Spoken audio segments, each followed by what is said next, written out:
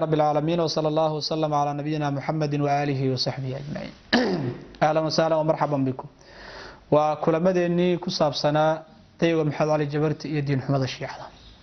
إن شاء الله تعالى تاني واحد يقول بين دون تعصام في الأيام حلقات كيها قيبتي هاي دين حمد الشيعة. وحنا هرجع صهرنا إلى فرق ضب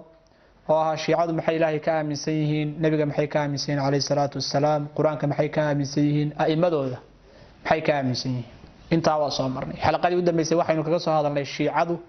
waxay aayimadooda ka aaminsan yihiin inay ilaahay ku dhex jiraan inay aaminsan yihiin adduunka inay maamulaan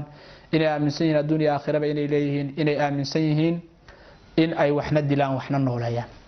waxaynu ku soo qaadanaa fadhiganan shanaad maanta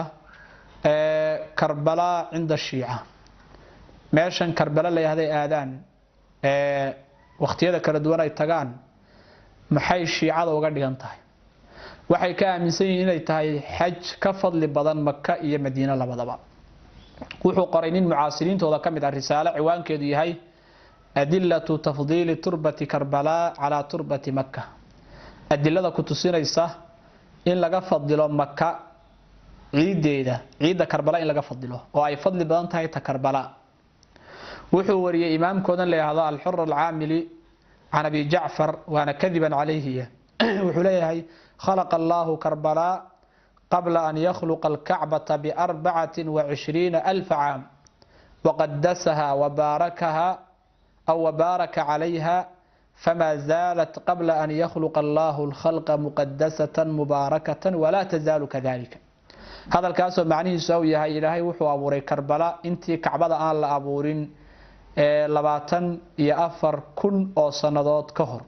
alla wuxuu ka dhigay meel muqaddas ah oo barakaysan saasay u barakaysnay waligeed kana zuuli mayso inay saa u barakaysan tahay hadalkaas wuxuu ku yaalaa tahdiib liduusi juska 6 safxada 72 waxa riwaaya iyaga kamid ay wariyeen yahdeen hatta yaj'al Allahu afdala ardin fil janna ila ilaahay kaba dhigi doono dhulka ugu fadli badan oo dhulka jannada kamid ah وأفضل منزل ومسكن يسكن الله فيه أولياءه في الجنة ماشى ugu fadliga badan oo ugu wanaagsan oo Ilaahay u dejin doono dadka awliyadiisa oo jannada gali doona wuxuu hadalkaas ku yaalaa kaamil ziyaaraat ibn qulawayhi juska safxada 450 waxay aaminsan inay xaram tahay oo xaramka Makka oo kale iyo mid ka sii fadli badan ay tahay waxay ku been abuurteen الحسين رضي الله تعالى عنه وأرضاه إنه اتخذ الله أرض كربلاء حرما آمنا مباركا قبل أن يخلق الكعبة إلهي وحو كردغي كربلاء حرم آمن أو بركيسا انت أوصن أبورين دولك كعبة انتو سن أبورين أفر اللواتن كن أو سندات كهر إلهي دهان إلهي وحو دجيي سائر الأنبياء والمرسلين الوسائل العاملي أيها هذا كان يكون على صفحة جزء كشنال صفحة 405 بوكو يالا waxa kamid ah inay aaminsan yihiin oo ay ilaahdaan markay caamada u sheekaynayaan waa meeshii lagu dhalay nabiyullaahi Ciisa alayhi salaam oo ay leeyihiin innaha mahallu wilaadati Ciisa alayhi salaam waa meeshii nabiyullaahi Ciisa lagu dhalay oo hatta aqligooda aysan isweydiinin quraanku soo inoo sheegayo nabiyullaahi Ciisa meesha lagu dhigay Ilaahay Baytul Maqdis inay ahayd yaagiisa waxay aaminsan inay khuraafaadka ka sheekayaan ay dhahaan waa meeshii cali aw qorraxda ku soo celiyay markay dhacday kadib iyadana waa khuraafaad kala weeye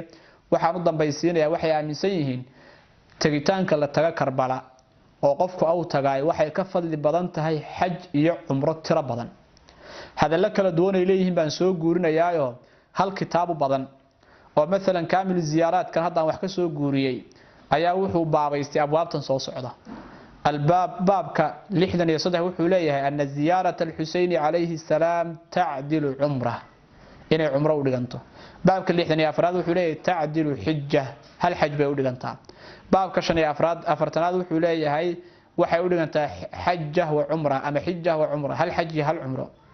بابك لحدن وحوليه تعدل حججا حجج فربضان بودغنته صفحة صدح بقول iyo laba wuxuu ka wariyay in leeyahay Zayd al-Shaham inuu yiri waxay u dhigantaa 20 xajja ayay u dhigantaa aw xijja صفحة بقولي أفري أفرتن وحو كوري إنه يروح يودعن تاع 70 حجة تضبعات حج أيه يودعن تاع تجتان كلا تقول وحاسو خرافة قاركود وحي جارسيون كتوت وضع وقت هلا كوارك ولا هذا أنا هن كسو جورنين إن يدهان بقولي لبعتن وحودو أما جارية أو حج أيه يودعن تاسنا وكربلاء يوحى كأمين سيهين خلاصة waxaan ka dhigayaa maadaama fadhiyada qaybta hore halka inuu khulaaso bidoonaan shiicadu muqaddasaadka islaamka halkaas ay ka joogan waxaan runtii jeclaa inaan iyagana si gaar ah u soo qaado kacbada maxay ka aaminsan yihiin Makka laakiin waxa ay naga filan maadaama ay aaminsan yihiin meeshaan la yiraahdo Karbala inay kacbada ka fadli badan tahay intaas kaaga filan kacbada iyo waxay ka aaminsan yihiin taa khulaasada waxaan rabaa inaan ka dhigo shiicada Soomaalidu wax kama taqaanee inay wax ka bartaan aysan ku degdegin haday noqoto la xiriirkooda iyo la saaxiibkooda iyo waxa la yiraahdo wax laga yaabo Soomaalidu sawirka ka haystaan ba inuu yahay laba kooxood iska caadi ah Shiica iyo Sunni marka laga sheekaynayo laba kooxood oo iska caadi ah oo muslimiin oo isdul degan oo wax wadaaga inay yihiin inaysan u arkin wax muhiim ah wayaan meesha ku jira kulankan intaas ayaan ku gabagabayn doonaa. Assalaamu calaykum wa rahmatullaahi wa barakaatuh.